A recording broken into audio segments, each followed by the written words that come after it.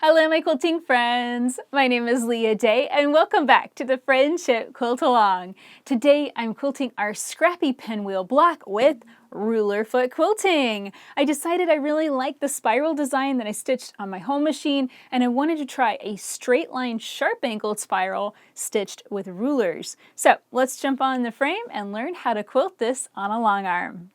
So I am in the mood for some ruler quilting on this block, and I decided to go with a really simple design in the background, and that means I'm going to skip stitching really close to these triangles. I'm just going to use this ditch line as a guide, and so I stitched down leaving a gap of about 3/4 of an inch here. And then now I'm going to line up the ruler so that there's a straight line on the ruler on that guide, just the one from the edge, which means I'm going to be stitching a 1/2 of an inch away from that ditch. So we have a 1/4 inch on the foot. There's a needle in the center position, which means from the needle to the edge is a 1/4 inch. And then if I line my ruler up like this, I'm adding another 1/4 inch. And I think that looks really nice. I'm going to stitch up, trying to keep that same spacing. Rotate the ruler around. It looks like I overshot it just a bit, but you know what? I don't think that matters much. I'm going to just tilt my ruler and kind of just add a cute little angle there. I am not going to worry about it. There we go. I'll try not to overshoot my lines. When I undershoot, though, I will correct for that. But when I overshoot, I'm not going to try and stitch backwards and correct myself or anything like that. I just think that's, a little bit silly, and particularly on a block like this, it doesn't really matter. Now this is feeling just a little awkward because of the way my hand has to be to hold the ruler firmly and press it against the quilt. But hopefully I'll be able to stitch this quickly and then get my hand out of this awkward position. Let's try from this angle now. At any given time you can have some awkward angles on your frame. Try and stitch away from that area and then reposition and see if that feels better. There we go. And again, I'm just lining up the ruler so that the etch line, a 1/4 inch from the edge, is lined up on that ditch.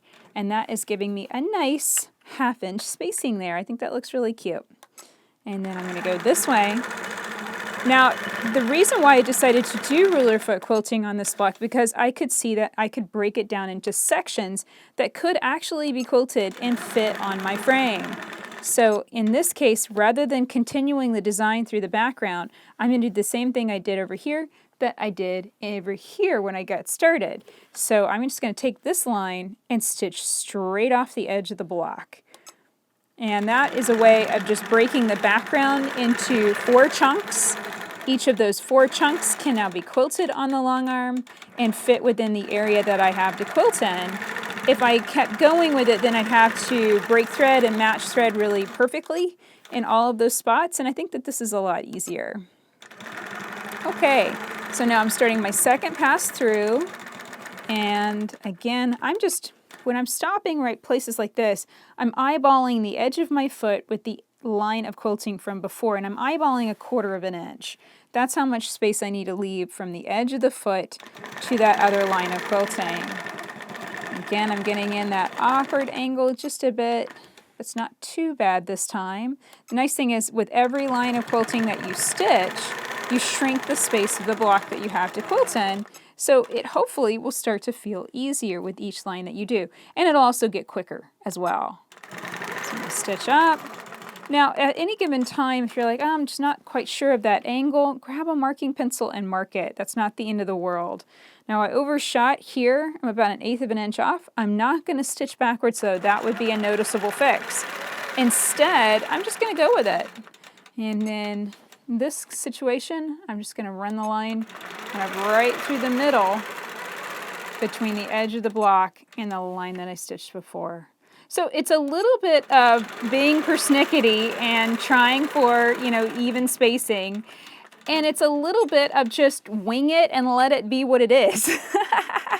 I think that it's a nice mix, this particular design. So I wouldn't get too obsessive. I certainly wouldn't rip anything out if it's not absolutely perfect. Just get in there and have some fun doing some ruler foot quilting. And the nice thing is, this design will absolutely work on your home machine. Might actually even be a little bit easier on your home machine because you won't have these awkward angles. You know, you can rotate the block around and get it into a more comfortable position where you can see better on your home machine. So keep that in mind. You know, there's advantages and disadvantages to every machine and every type of quilting.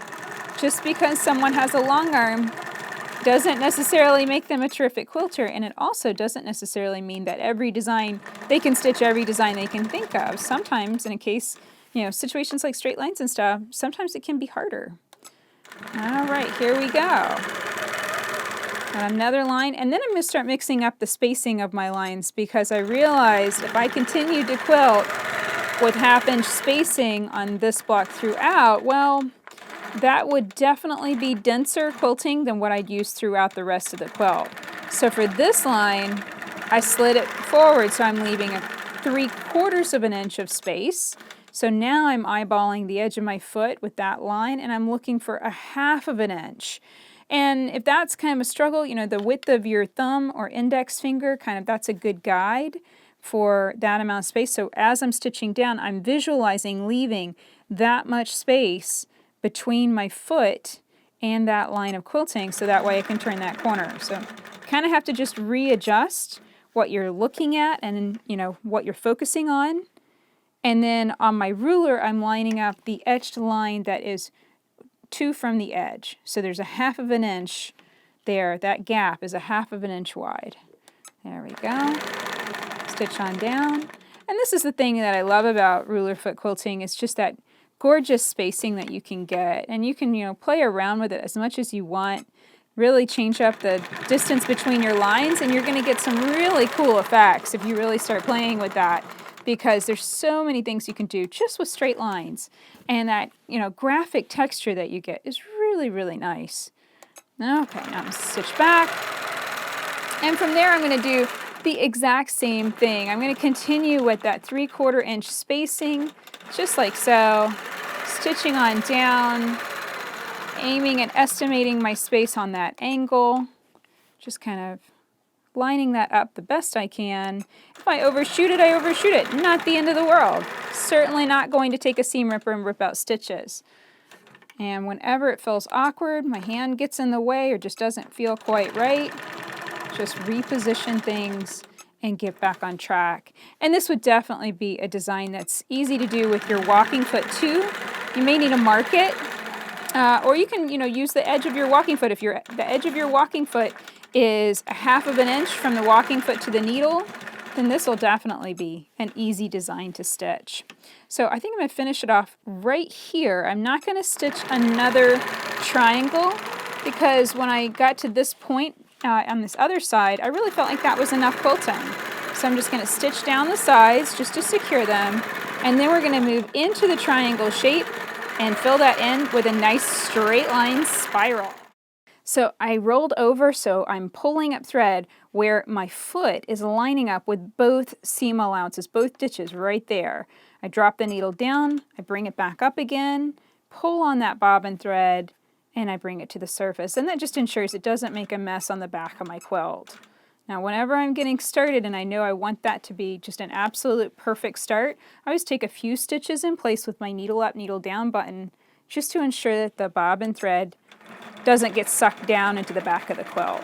Okay, so this time I'm lining up the edge of the ruler with the edge of the ditch. And that way I'm doing 1/4 inch spacing. So this is a really cool block. We got all of the different spacings, a little bit of practice with each one of them. And this time I am going to go into those triangles, just visualizing that turn, stitching straight down. Now when you have a weird angle like this, what I found is visualize a 1/4 inch behind, and that's usually right. It's like you have to come down double the length that you think you do, and that's usually right. And that looks good. And then once you get one angle down and you know where that, you know, direction change is going to be, then it should be in the same place for all of these. So this time I think I'm going to go to the back because that was a little bit of an awkward angle before. That looks great. That feels good too. You know, when you try something the first time, doesn't feel quite right, try it a different way the next time.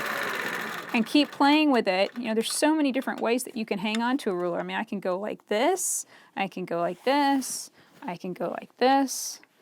We'll try it this way with my hand way to the back and see how that feels. There we go. The thing you want to be always cautious of is to know where your ruler plate is. Like there's the edge of my ruler plate over here, but it's pretty close on the front. So I'm always very careful about the ruler flipping up on the front like that. And that's why I usually keep my hand squarely on the ruler and pretty close to the needle. So that way it has less of a tendency to tilt one way or the other off the edge of the ruler base. Okay, so now we're going to turn this into a spiral, and this is where it's a little bit tricky because we're going to go from this 1/4 inch spacing to 1/2 inch spacing. So as I stitch down, I'm looking for a 1/2 of an inch between, actually, nope, I'm looking for a 1/4 inch between that line and the edge of my foot. So I need to come down just a little bit further, right there. That looks good. And this is going to give me 1/2 inch spacing into my spiral. So now I'm lining up that first etched line on the ruler with the line of quilting I just did. I'm coming up, but this time I don't want to stitch into those triangles. I guess I'm feeling kind of lazy. Instead, I'm going to line up my ruler so that first etched line hits all of the triangle points that I stitched. This is kind of a little, it's a little cheat. It's a little faster, honestly. And I really like the look of it. It turned this into a nice triangular shaped spiral. So that's why I decided to do it that way. But you know, if you wanted to go in there, sneak in there, and echo all of those again, you definitely can. Okay, so I stitched over. I undershot that ever so slightly, so I'm going to bump my ruler back so my ruler's in the right position, and then I'll just stitch over. It was just one stitch. I was one stitch off. No big deal. And again, I'm coming in. This is a spiral, so for each time that I spiral inward, I just need to focus on that 1/4 inch spacing here between the foot and the line of quilting from before. And with each one, the line's going to get shorter. So I need to kind of anticipate that and be looking for it. I'm going to stop clicking off the machine. Instead, I'm just going to really loosen up my grip on the handlebar. I'm in Stitch Regulation Precise on my Grace Cunique 15R or 14 plus. That setting, basically the needle only moves if the machine is moving. So if I stop and reposition, and I am very careful not to be touching the handlebar, then the needle should not be going up and down. And I do like to stitch with my set to 16 stitches per inch, but that's really personal preference.